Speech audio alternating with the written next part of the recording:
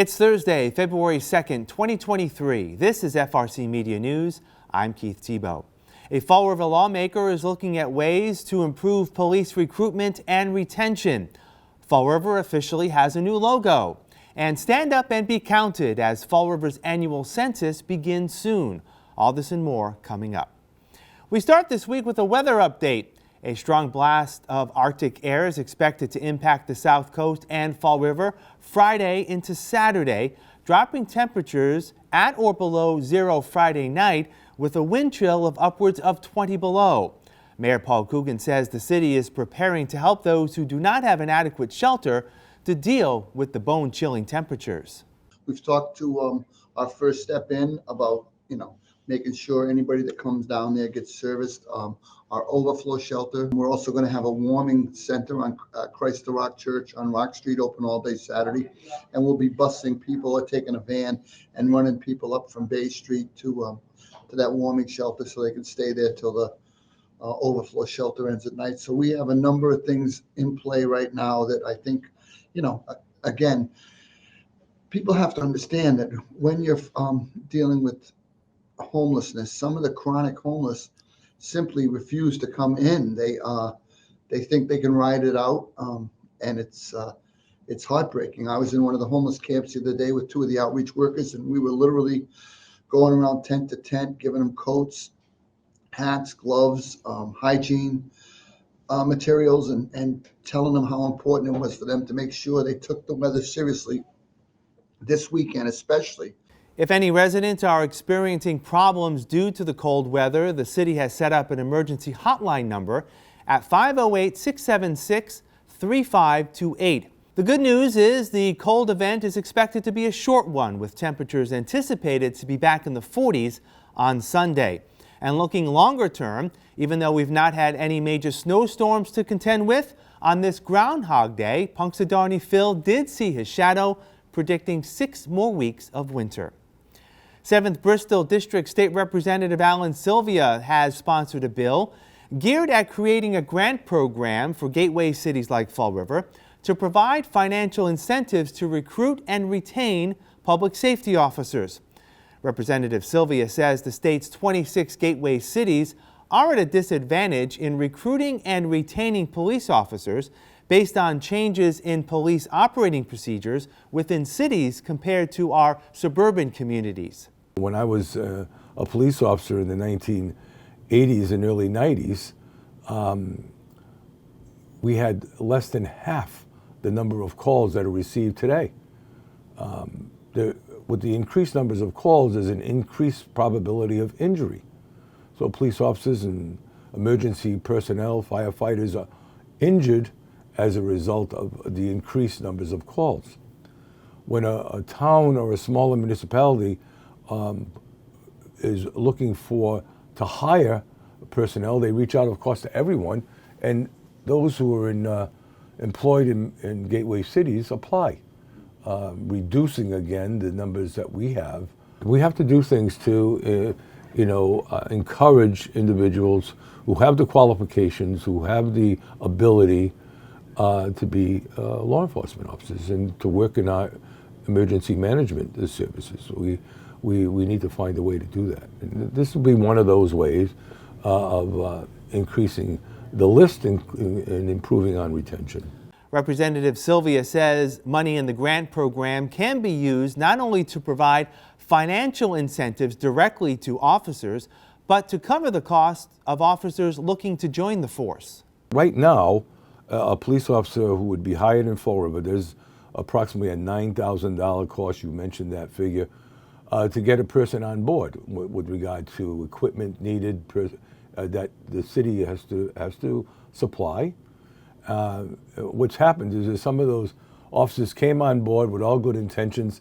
That $9,000 was spent, and then 6 months later, they're taking a position in Westport or Somerset, and now the community's without that investment. So I know there's been talk about it being given in a way of a loan, that after such a period of time had passed, they would no longer be responsible for, but that would have to be paid. some of that could be used, this grant, some of it could be used for that and retention purposes, keeping an officer here, whether it be an incentive, a salary incentive. Again, not placing the burden on the taxpayer locally, but more on the Commonwealth.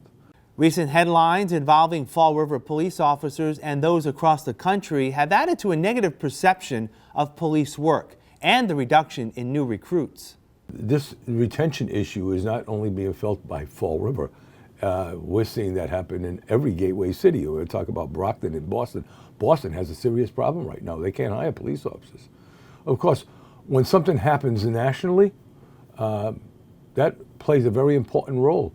Sometimes people paint a wide brush, and that can cause serious implications when we're looking at providing our own public safety and focusing on the public safety of our community. So, but I feel that this bill has an opportunity to receive the thumbs up, to reach the floor, and to get the grant that would be necessary. Representative Sylvia says there's more pressure than ever on police officers to effectively serve a community, especially in the gateway cities. In the late 1970s, early 80s, I remember 250 personnel on the police department, 250 police officers.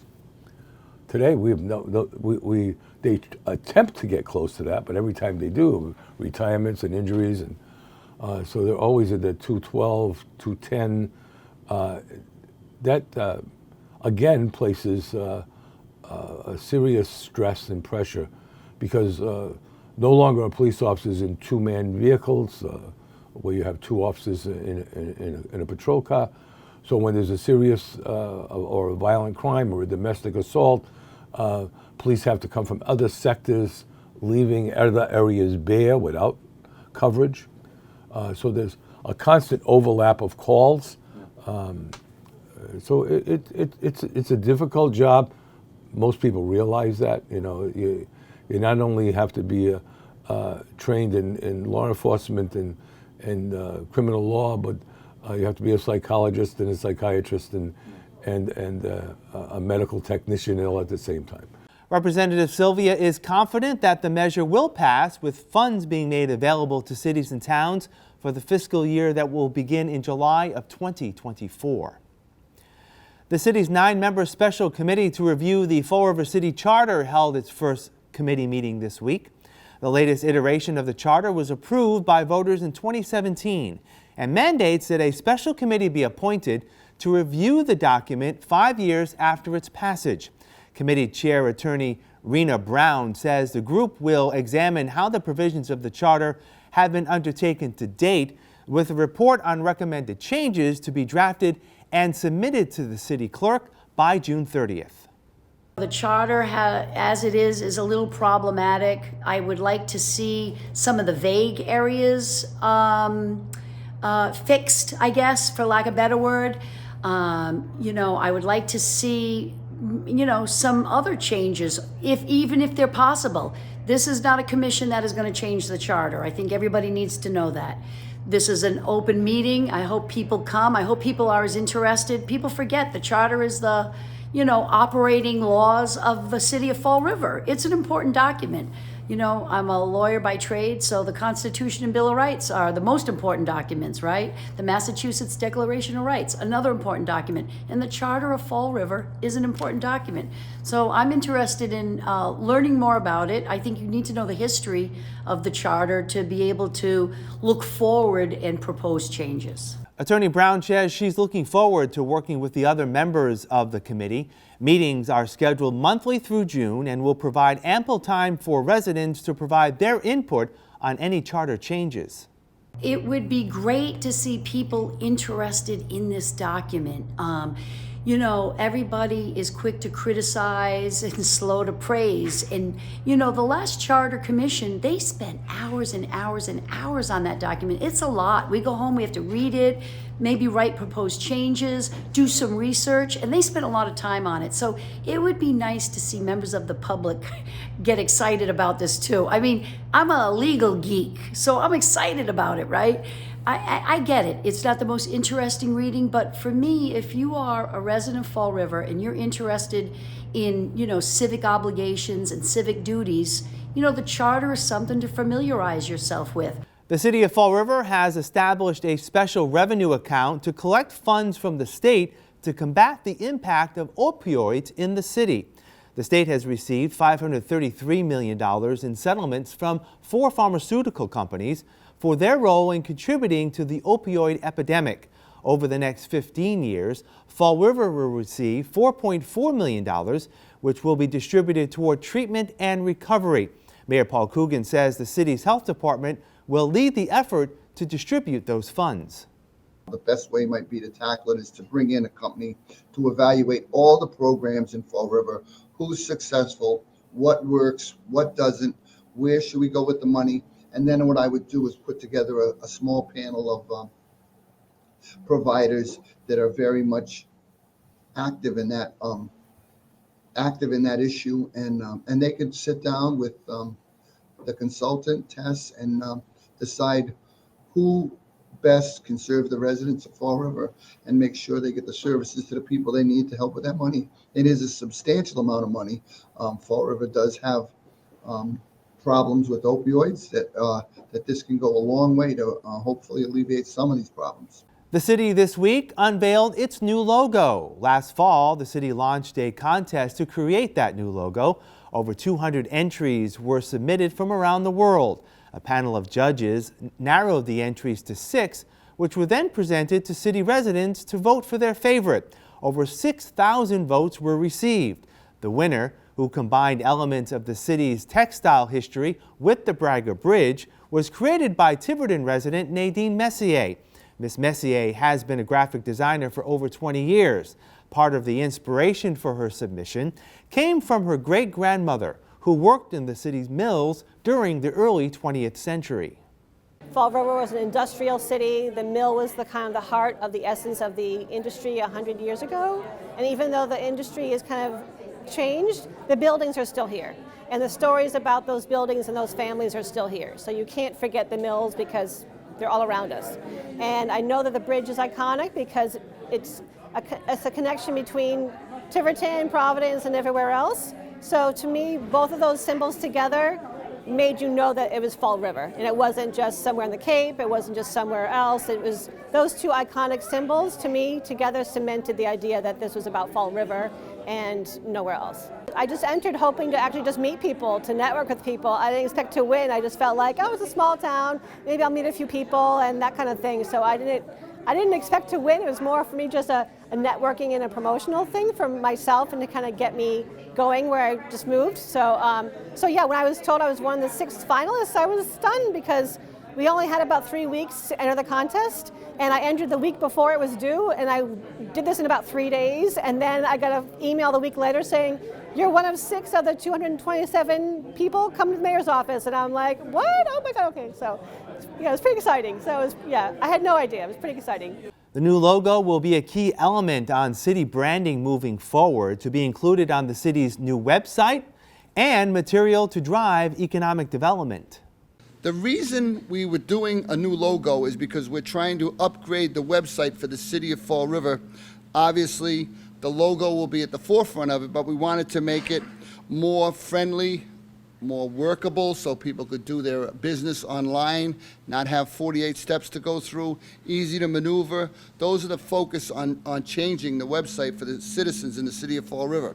And obviously part of this all is to attract new money into the city of Fall River, and you do that through tourism.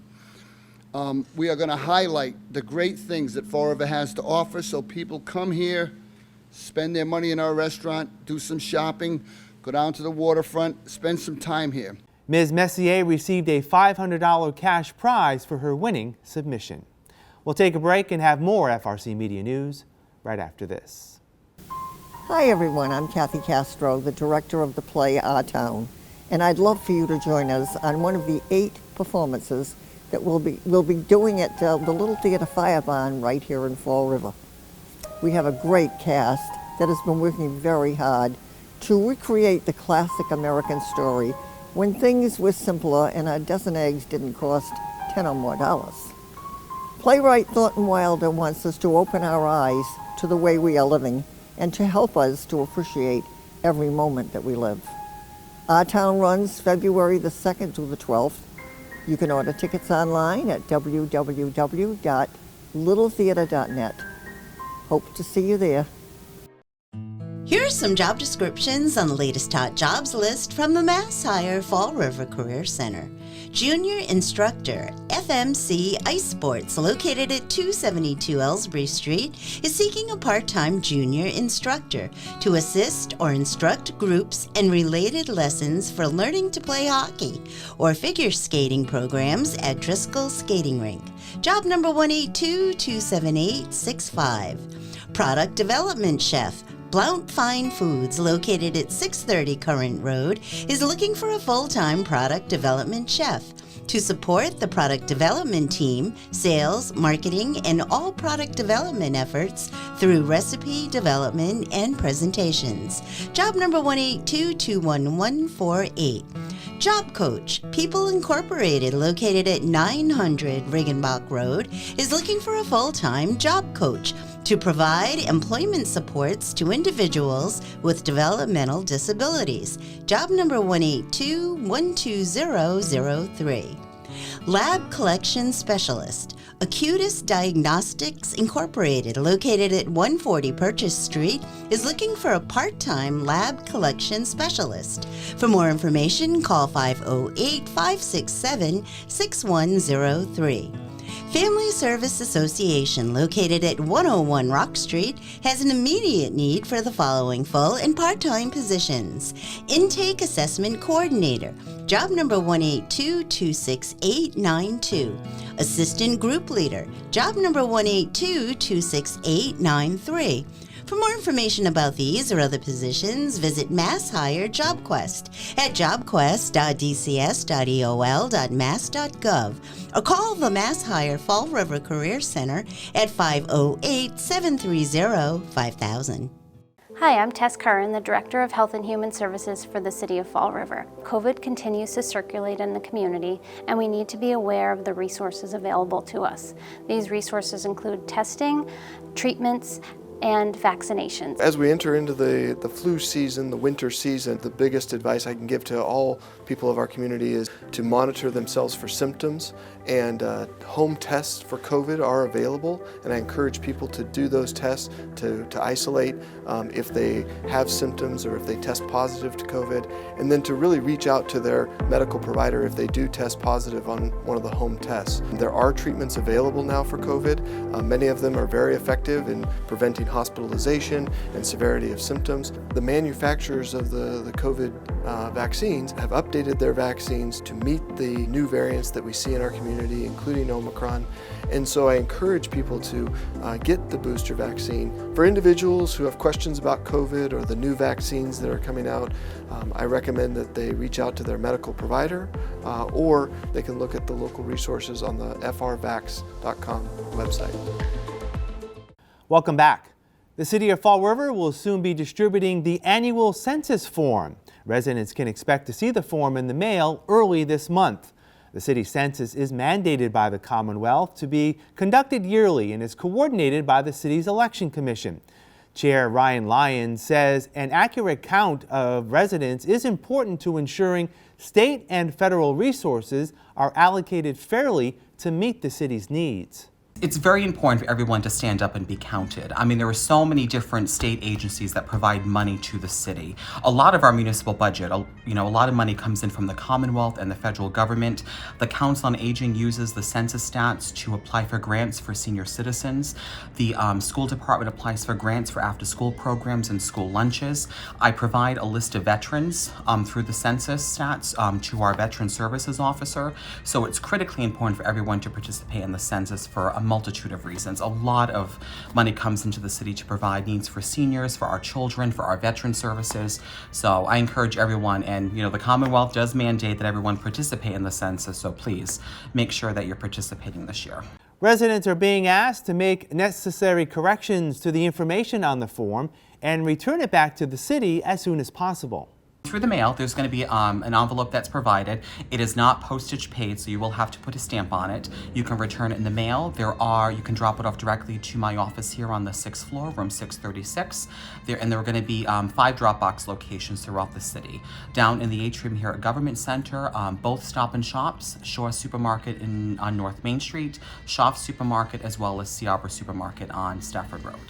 Mr. Lyon says it's important to return the census, as failure to do so may negatively impact one's voting status during this year's fall elections. It does say on there to comply within 10 days, but I encourage everyone to please have their census returned to the Board of Elections by June 1st, because by June 1st, I'm required by law to make anyone who has not returned their census form to our office inactive. So I think a lot of voters have heard of this before because I've talked about it a couple of times. If you don't comply with the annual census or respond to the second mail, your name is going to end up on the inactive list. So when you go to vote, you'll have to present an identification. So to prevent all of that from happening and to have to waste money on doing a second mailing, please just make sure that you return your long-form census for you and your family by June 1st of this year. Also included in this year's census mailing will be a form for voters to apply for a no-excuse mail ballot for the city's preliminary election on September 19th and city election on November 7th. For the first time, post 2022, no excuse vote by mail has been made permanent by the Commonwealth. So it's of great convenience to the public because a lot of voters have really elected to vote with this measure in place. So, the application is going to be enclosed with your municipal census, and it's actually not just for one individual, it's for an entire residence. So the new application that we just received is of great convenience. So just make sure that you're putting your household address on it, and as well enlist anybody on there who is interested in voting by mail along with their date of birth, and they just have to sign next to their name. And you can enclose the vote by mail application with your municipal census in the same envelope. And the great thing about it makes it consistent from election to election. I know last year, as well as in 2020, voters had received the applications, the cards from Secretary Galvin, but for municipal elections going forward, I'll be enclosing the vote by mail applications with the annual census. So voters can expect that heading into the future as well. We'll wrap up this edition of FRC Media News right after this. Welcome to Hot Dogs and Cool Cats. Today we have Monty. Monty, you can see, being very distracted right now, sniffing everywhere. But he is a 1.5-year-old yellow lab. Monty very much acts still like a puppy. Typical lab. He will barrel around and he will get into his shenanigans in a very playful, innocent kind of way. But do bear in mind, he will need some training. He is a very good boy though, likes his attention, as you can see. He likes a good butt scratch, but who doesn't, right? Everybody likes a good butt scratch. As far as in the home is concerned, he does do well with other dogs, but he can be a bit much, especially for older dogs or smaller dogs, that sort of thing. He's a very good boy. He very much wants to please, even if he doesn't at the moment because he hasn't had enough training. He very much wants to make everyone around him happy. And he himself is just a big, happy, dumb boy. So if you want to come down and meet Monty, you can come down to 300 Linwood Street here in Fall River, Massachusetts at Forever Paws Animal Shelter. Today we have Azula.